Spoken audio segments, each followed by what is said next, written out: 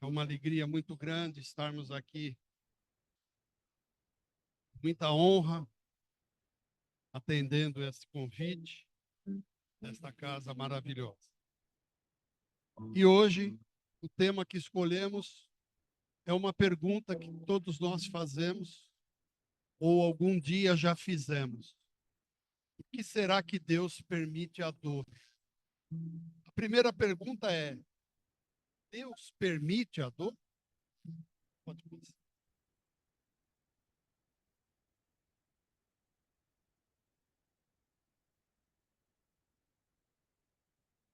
Cada um de nós já deve ter feito essa pergunta um dia, num desastre que possa ter acontecido em nossas vidas, uma vicissitude qualquer, um desentendimento mais sério, causa-nos uma dor. E aí a gente começa a pensar.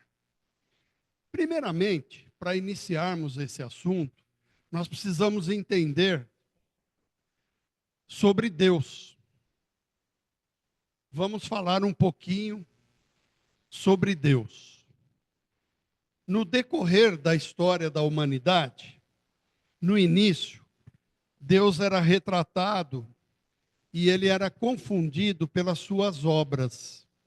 Por exemplo, confundiam Deus com o tempo, com a lua, com o sol, a chuva, o raio, o vento, o trovão. Todas essas situações eram taxadas por nós que não tínhamos o conhecimento, que isso poderia ser algo como Deus, alguém que mandasse para nós isso.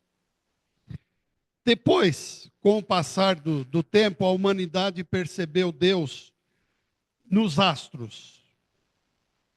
E depois, por uma imagem antropomórfica, onde você tinha um Deus com características humanas. Tinha-se a ideia de um ser humano que ordenava e coordenava tudo no universo. E devido a isto, esse Deus que nós imaginávamos, ele assumiu uma característica sentimental como o próprio homem. Então, esse ser humano que era Deus, ele sentia raiva, ele tinha vingança, ele sentia amor, ele tinha predileção, etc, etc. Ele punia, inclusive. Ele passou a ser um Deus temido, um Deus que se chamava de Senhor, sempre com uma característica judaico-cristã, uma característica de imposição. Se lembrarmos bem, os judeus tratavam Deus como Senhor, porque era Ele o maior de todos, o que punia.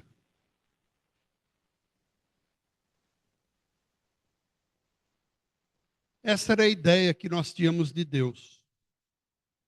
Um Deus duro, um Deus Senhor dos exércitos, um Deus que escolheu um povo e os demais povos que foram criados por ele não eram dele. E esta foi a ideia que se tinha de Deus por vários e vários séculos.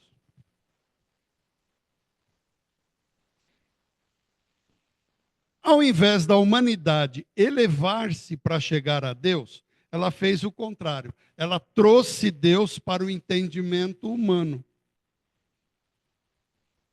Então, para nós, daquela época, Deus castigava, Deus tinha raiva, Deus punia, Deus nos daria algum presente, ou algum brinde, ou alguma benesse por alguma coisa.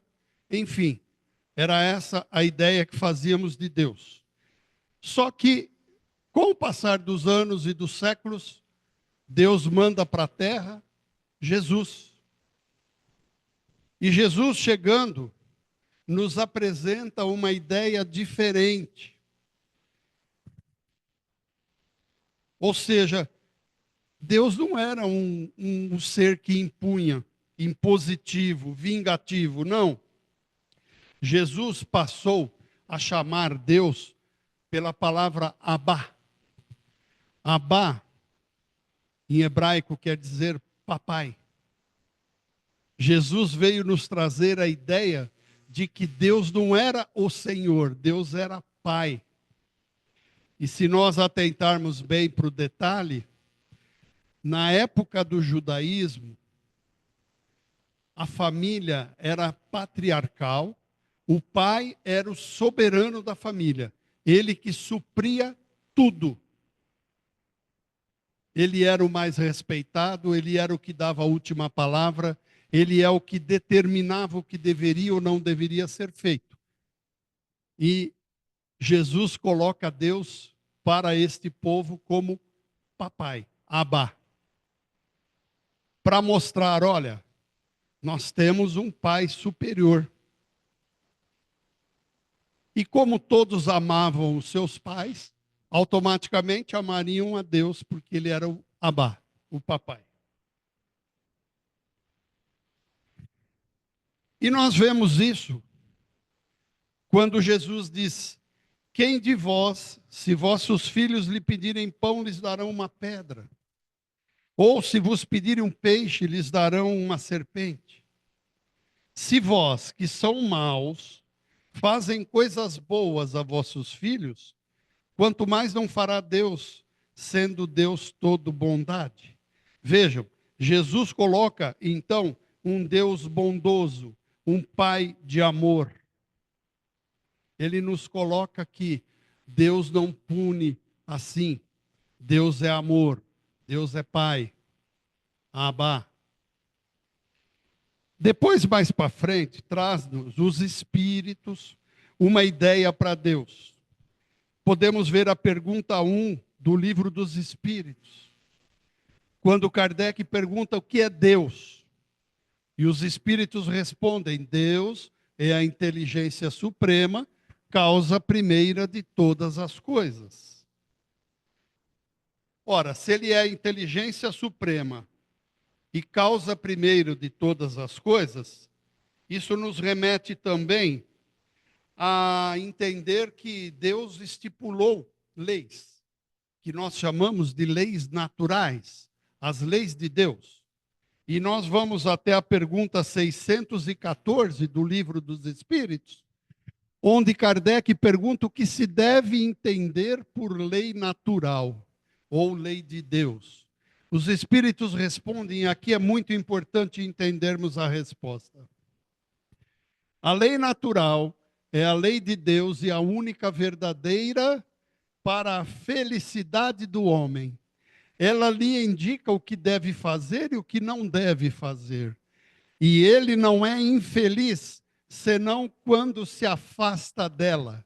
Veja, os Espíritos vêm nos mostrar que quando nos afastamos das leis naturais, das leis de Deus, isso causa infelicidade.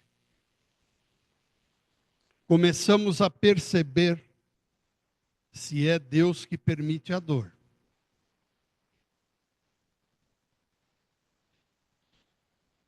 Portanto, meus amigos, os Espíritos nos mostram que as leis de Deus têm um só propósito: a nossa felicidade. Não está na lei de Deus situações adversas. Está nas leis de Deus o propósito do bem para a criatura humana. Portanto, quando o indivíduo se afasta da lei de Deus, ele promove em si infelicidade. Prefixo in indica negação. Portanto, a negação da felicidade. Está bem claro isso? Eu espero que todos concordem. E aí nós nos remetemos, por exemplo, à pergunta 621 do Livro dos Espíritos, que o Kardec pergunta: mas onde está escrita a lei de Deus? E os Espíritos respondem: na consciência. A lei de Deus está dentro de nós. Nós entendemos o que é a lei de Deus. Vê-se então que este senso de felicidade ou infelicidade é nada mais, nada menos do que um estado de consciência. Estamos conseguindo acompanhar o raciocínio?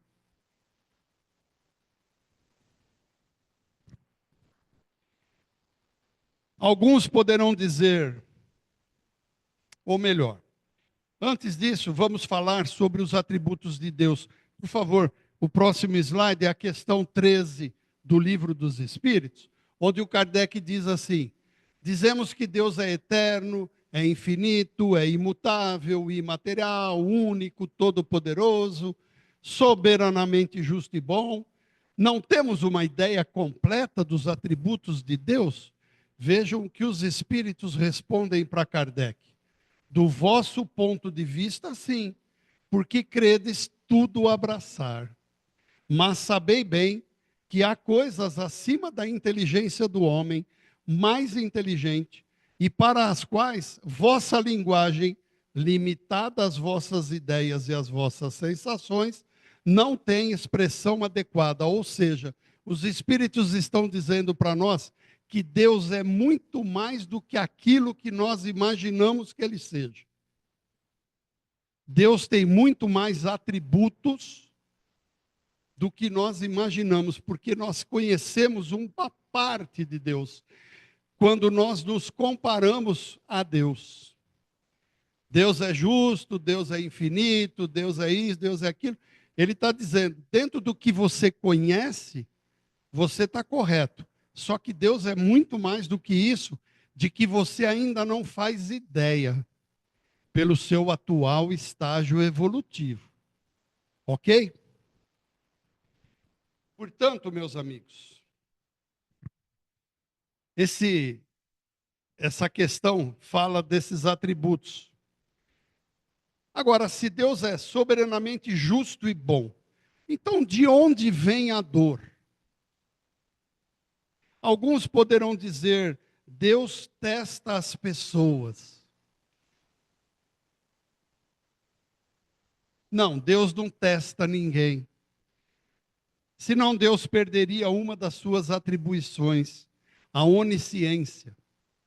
Deus sabe tudo, de tudo sobre nós. Se Ele é onisciente, por que Ele vai me testar então? Ele vai me dar um teste sabendo que eu sei ou não sei se eu vou passar. Ele já sabe qual é a resposta. Então essa de Deus nos testa, por isso que às vezes eu tenho dor, não condiz com a realidade de Deus. Deus também não pune, porque não faria sentido Ele nos dar uma prova, sabendo que iremos falhar, e em seguida nos punir, concorda? Percebe que esse argumento não condiz em nada com as atribuições de Deus? Os amigos de casa, será que estão percebendo esse conceito que muitas pessoas acham? Não, Deus nos testa, Deus nos dá provas para ver se a gente passa. Deus já sabe da minha condição, se eu vou passar ou não, se eu vou ter condições ou não. E não existe essa punição, portanto. Mas então o que Deus faz? Meus amigos, Deus nos oportuniza, nos cria, conforme os Espíritos nos disseram, na questão 115 do Livro dos Espíritos, quando diz: entre os Espíritos alguns foram criados bons e outros maus. É assim que Deus criou a humanidade. Deus criou todos os espíritos simples e ignorantes. Ignorantes aqui quer dizer sem ciência, sem conhecimento. Deu a cada um determinada missão com o fim de esclarecê-los e fazê-los alcançar progressivamente a perfeição para o conhecimento da verdade e para aproximá-los dele. A felicidade eterna e pura é para aqueles que alcançam essa perfeição. Então veja, meus amigos, Deus nos dá oportunidades de sermos felizes. Portanto, nós somos perfectíveis. Deus nos criou perfectíveis. Ele nos fez perfeito, porque Deus é perfeito e não poderia criar nada imperfeito. Primeiro ponto. Se ele é perfeito, ele jamais poderia criar alguma coisa imperfeita. Concordamos, não concordamos? Ora, então, nós que somos criação de Deus, ainda não somos perfeitos, mas somos perfectíveis, ou seja, temos a condição de chegar à perfeição. Deus que é eterno nos criou imortais. Deus que é perfeito nos criou perfectíveis. Como eu disse, ele não poderia ter nos criado imperfeitos. A perfeição de Deus não comete erros nem faltas. A perfeição não cria imperfeições. E se somos criaturas criadas por Deus, fomos criados perfeitos. E se fomos criados perfeitos, vamos para a pergunta seguinte do Livro dos Espíritos, a 116, que o Kardec ficou curioso e perguntou assim: há espíritos que permanecerão perpetuamente nas ordens inferiores? Será que tem espírito que vai viver eternamente nas ordens inferiores? Os espíritos dizem não, claramente que não. Todos se tornarão perfeitos. Eles mudam de ordem, mas lentamente. Porque, como já dissemos de outra vez, um pai justo e misericordioso não pode banir eternamente seus filhos.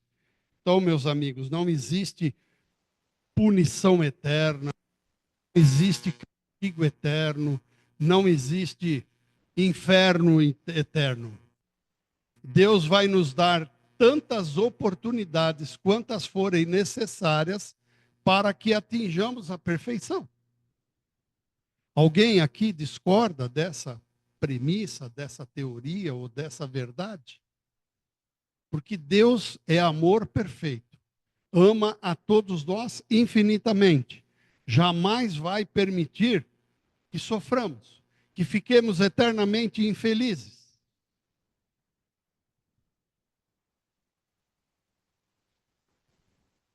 Portanto, nesse processo de evolução, vamos muitas vezes sermos reticentes ao crescimento do bem. Praticaremos atos danosos e dentro de uma lei causa e efeito, ação e reação, nós vamos regendo o nosso crescimento. Daí nós concluímos que se o nosso ato é benévolo, a reação é benévola. Se nosso ato é malévolo, a reação é malévola. Estamos acompanhando o raciocínio?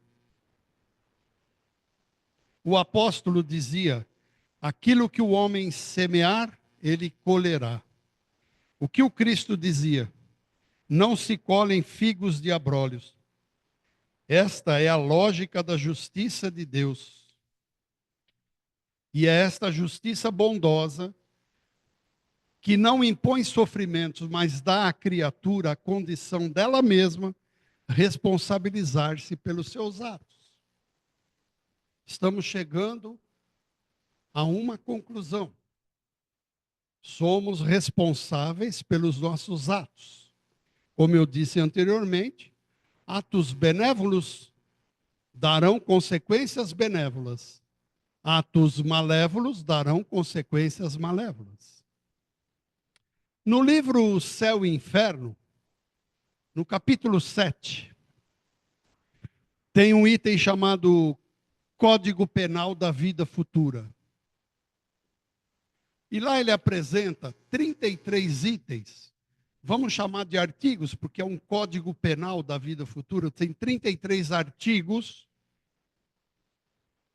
E no item terceiro, no artigo terceiro, Kardec diz o seguinte: toda imperfeição será consequência funesta, assim como todo ato meritório gera consequência benévola. Portanto, tudo que nos acontece são frutos de nossas ações, são consequências das nossas escolhas. Quem aqui conhece a música de Almir Sater e Renato Teixeira, tocando em frente. Tem lá uma parte que diz: somos nós que fazemos nossa própria história. Eu prometo que eu não vou cantar, vocês não vão sofrer com isso. Cada um de nós compõe a sua própria história, e cada um carrega em si o dom de ser capaz, o dom de ser feliz. Lembram desse trechinho da música? Eu repito. Cada um de nós compõe a sua própria história, e cada um carrega em si o dom de ser capaz, o dom de ser feliz. O apóstolo Tiago já dizia na sua epístola: a cada um conforme suas obras. Notem, todos vêm nos trazer informações de que somos responsáveis pelas nossas obras e as consequências dela. Portanto, meus amigos, concluímos que a dor não tem nascedouro, a dor não tem uma existência, a dor é sempre uma consequência. Naquele Código Penal da vida futura, no item 6º, no artigo 6º, Kardec ainda diz: o sofrimento é inerente à imperfeição do espírito. Portanto, o espírito se faz imperfeito. Entendamos dessa maneira. E aí a gente ouve muita gente dizer assim, a famosa síndrome da Gabriela Cravo e Canela, né? Vocês já conhecem. Eu nasci assim, eu sou sempre assim, eu sou sempre assim. Não, você não é e não foi assim. Hoje somos a melhor versão de nós mesmos. Cada encarnação nós evoluímos um pouco.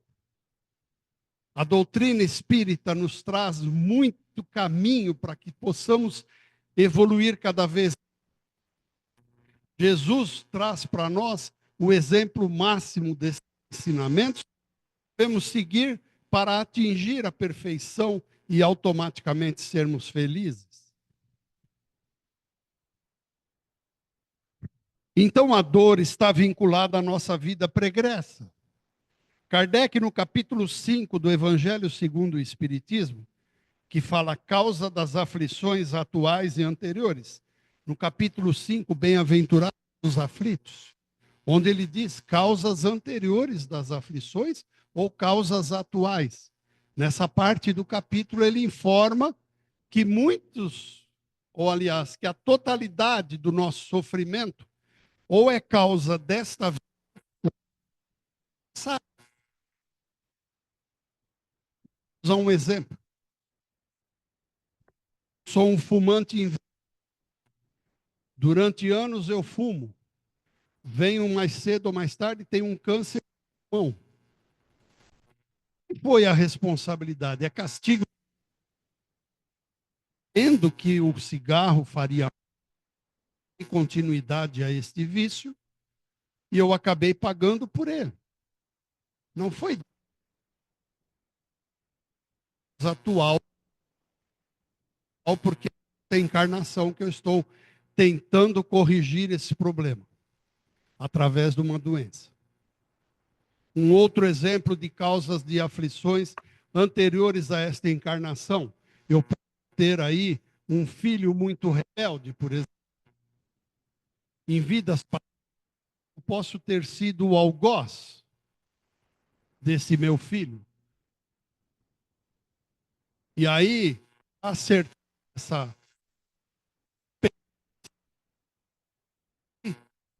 Ele, nessa encarnação, porém, há de me dar um pouco de trabalho. Ah, mas então é a lei de Italião, olho por olho, dente por dente? Não. Não é assim. Deus traz para nós as oportunidades de repararmos as nossas faltas, seja nessa encarnação ou de encarnações anteriores, tentando passar. Vamos à pergunta 132 do Livro dos Espíritos. Quando Kardec diz qual o objetivo da encarnação, os Espíritos dizem: Deus lhes impõe a encarnação com o objetivo de fazê-lo chegá-lo à perfeição. Para alguns é uma expiação, para outros é uma missão. Todavia, para alcançarmos essa perfeição, devem suportar todas as vicissitudes da existência corporal. Ou seja, os Espíritos estão nos dizendo que Deus nos coloca na encarnação, através do objetivo de nós chegarmos à perfeição, algumas vicissitudes da existência, para que tenhamos condições de suportá-la. Como eu disse anteriormente, Deus sabe exatamente se teremos ou não condições de suportar e de passar pelas vicissitudes. Muitos desistem, é verdade, mas pelo seu livre-arbítrio. Porque se Deus lhe deu esta prova ou esta necessidade, é porque você tem condições de passar por ela, de aprender com ela, de se melhorar através dela. Se você não o faz, é pelo seu livre-arbítrio de não querer fazê-lo. Mas Deus lhe deu essa oportunidade. E aí, tudo bem? A gente ouve dizer, no capítulo 5 do Evangelho segundo o Espiritismo, a felicidade não é deste mundo. Aí eu pergunto, meus amigos, quantos mundos nós temos? Uns poderão dizer, infinito, tem tanto planeta. Não, não é isso. Nós temos só dois mundos. O mundo material e o mundo espiritual. Os planetas que todos pensaram num primeiro momento é do mundo material. Se a felicidade não é deste mundo que é material, a felicidade é do mundo espiritual. Essa é a conclusão que nós chegamos. Portanto, a felicidade é do mundo espiritual. Nós somos do mundo espiritual. E o mundo material é nossa escola, nosso hospital, nosso laboratório. Somos espíritos em experiências terrestres. Eu repito, somos espíritos em experiências terrestres. Joana de Ângeles, ela nos sugere esquecer as coisas do passado no passado. Interessante, porque muitas vezes nós vivemos do passado. Portanto, o passado, ele é conhecido, mas ele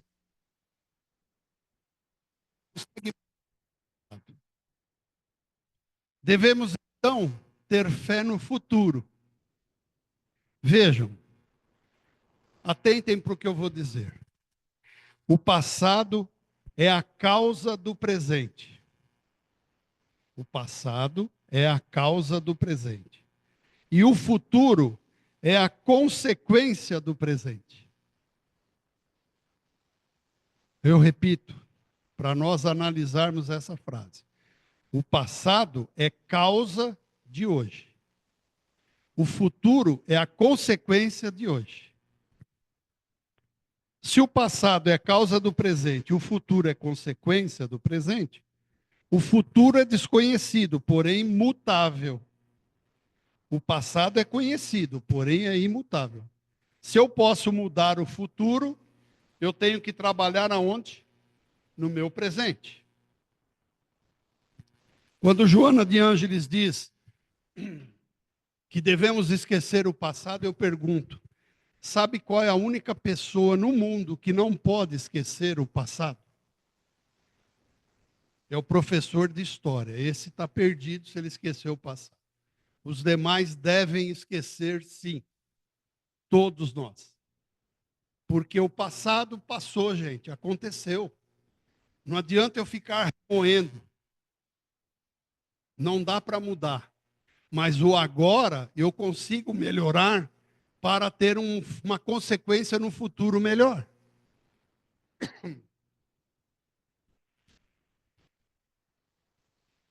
Por fim, colocarmos todas as nossas forças na conduta do bem.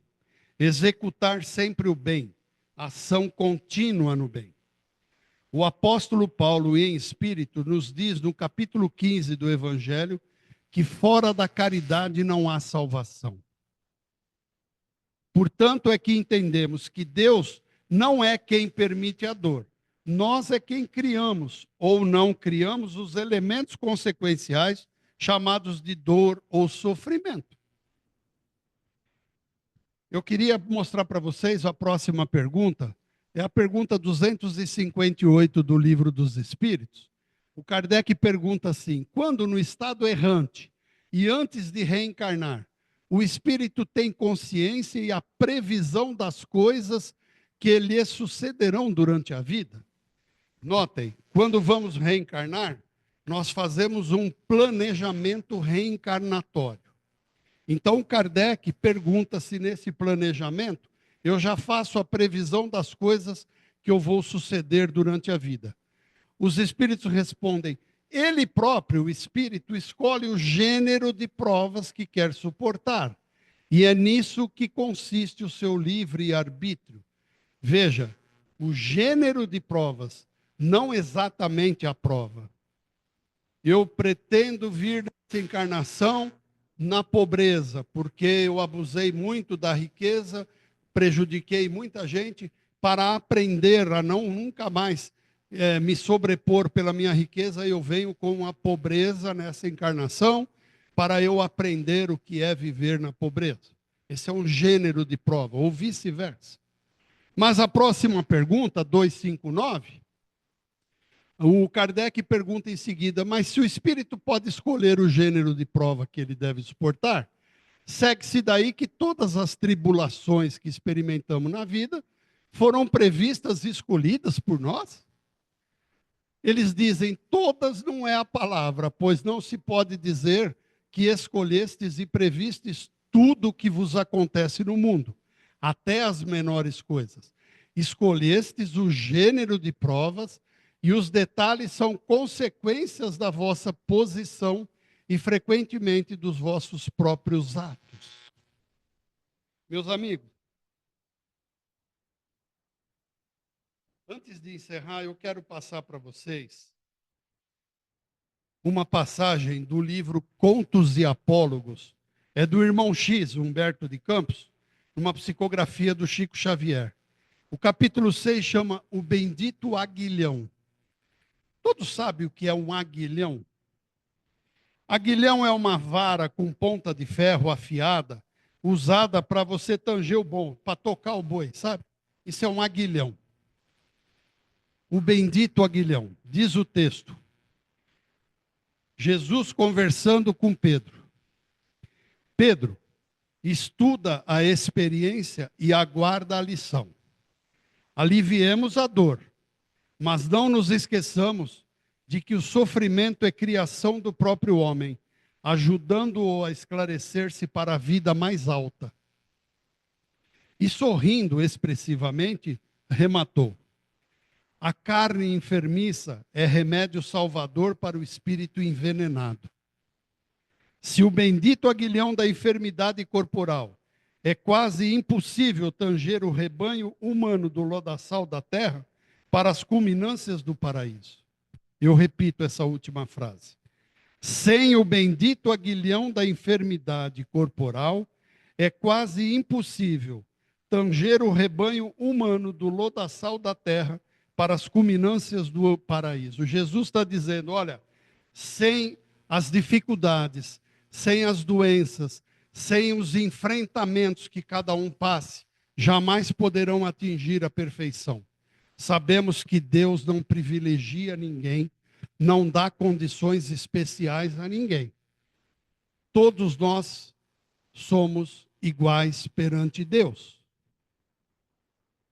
Então, cada um de nós tem um caminho a seguir, cada um de nós tem o objetivo final, que é ser um espírito de luz e feliz.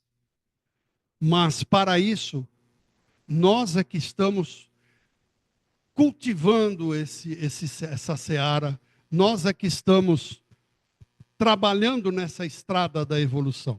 Portanto, amigos, Deus não permite dor, nós é que a causamos. Eu agradeço pela última frase que eu queria deixar. Deus nos dá coisas para nós aprendermos.